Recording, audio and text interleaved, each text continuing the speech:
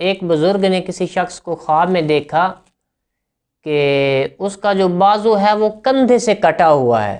یہ بندے کا بازو ہے نا، اس کا یہ بازو جو ہے وہ کندھے سے کٹا ہوا ہے۔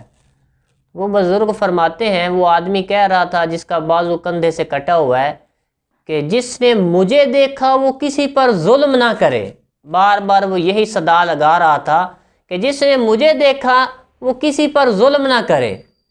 وہ بزرگ فرماتے ہیں کہ میں نے اس سے پوچھا کہ یار تیرا ماجرا کیا ہے؟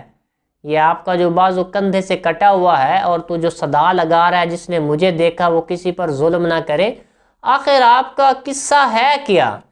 وہ شخص کہنے لگا کہ میں بدماشوں کا ساتھی تھا، بدماش جو لوگوں پر ظلم کرتے ہیں، لوگوں سے چیزیں چھینتے ہیں، وہ کہتا ہے کہ میں ان کا ساتھی تھا۔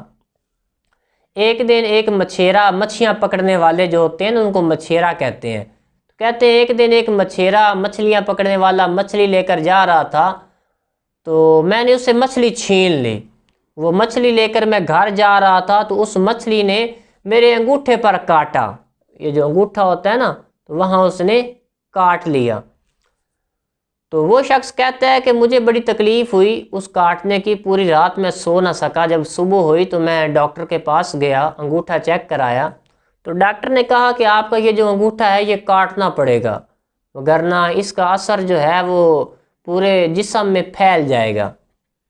تو وہ شخص جو بندواشوں کا ساتھی تھا اس نے کہا ٹھیک ہے انگوٹھا کاٹ دیں۔ وہ کہتا ہے کہ وہ میرا انگوٹھا کاٹ دیا گیا۔ پھر کچھ دنوں کے بعد ہاتھ میں تکلیف آ گئی اور طبیب کو چیک کرایا تو طبیب نے کہا کہ یہ جو ہاتھ ہے اب یہ ہاتھ بھی کاٹنا پڑے گا، وگرنہ جو زہر ہے وہ آگے چلی جائے گی۔ اس طرح اس کا ہاتھ بھی کاٹ دیا گیا۔ پھر اس کو تکلیف ہوئی تو اس کا مطلب کونیوں تک جو بقیہ حصہ بچ گیا تھا وہ کاٹ دیا گیا۔ کرتے کراتے بازوؤں تک اس کا یہ جو ہاتھ تھا وہ کاٹ دیا گیا۔ پھر اس سے کسی شخص نے کہا کہ یار آخر تیرا ماجرا ہے کیا؟ تو اس نے کہا کہ اس طرح ایک مچھیرا غریب آدمی مچھلی لے کر جا رہا تھا تو میں نے اس پر ظلم کر کے اس سے مچھلی چھینی تھی، جس کی وجہ سے مجھے یہ تکلیف ہوئی۔ تو لوگوں نے کہا اللہ کے بندے جس پر آپ نے ظلم کیا ہے اس کو تلاش کرو، اس سے معافی تلافی کر لو۔ تو وہ شخص کہتا ہے کہ بڑی مشقت سے مجھے وہ شخص ملا مچھیرا جس سے میں نے مچھلی چھینی تھی، تو بہرحال میں اس کے قدموں میں گر گیا، اس سے معافی مانگی اور اس کے بعد میرا جو زہر تھا وہ وہیں رک گیا۔ لیکن معافی تو مانگ لی لیکن جو اس کا ہاتھ تھا وہ کندھے تک کٹ گیا۔ تو یہ ظلم کا انجام ہے۔ آج ہمارے حکمران جو امت مسلمہ کے اوپر ظلم کر رہے ہیں یا صاحب اقتدار جن کے پاس عہدے ہیں امت مسلمہ پر ظلم کر رہے ہیں، تو اللہ کے بندوں کبھی آپ نے سوچا ہے کہ آپ کے ساتھ کیا ہوگا؟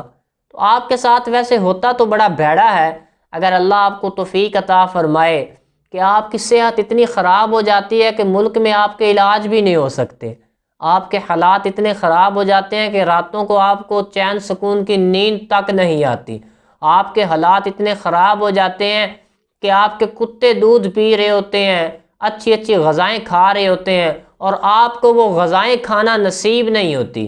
تو یہ امت مسلمہ پر ظلم کا نتیجہ ہے۔ تو اللہ کے بندو آج بھی امت سے ہاتھ جوڑ کے معافی مانگ لو، جو آج تک آپ نے قوم کے اوپر امت کے اوپر ظلم کیا ہے۔ دیکھتے نہیں کہ غریب کا کیا حال ہو گیا ہے؟